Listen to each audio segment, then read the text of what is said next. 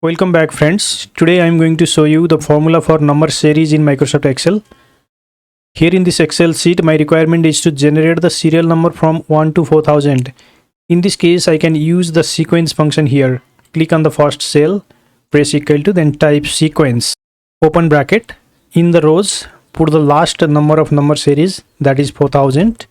Close bracket and press enter. Here you see the serial number sequence of 1 to 4000 is created.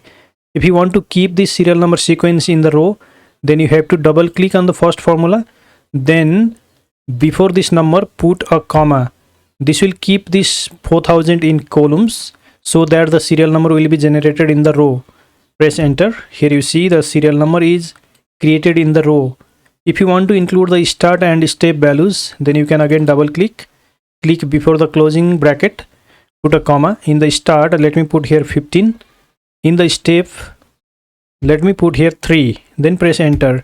Here you see the sequence is generated starting from number 15, and every third number from this number is given, like 15, 18, 21, 24 and so on. To use the sequence function, you should have the latest Microsoft Excel, that is Excel 365. If you are working in old Excel versions that doesn't have this sequence function, then there is another method, that is by using the fill series tool. For that, put 1 in the first cell, click on the cell, then go to this fill option, click on series. In this series in option, select columns. In the step value, put 1, and in the stop value, put 4000.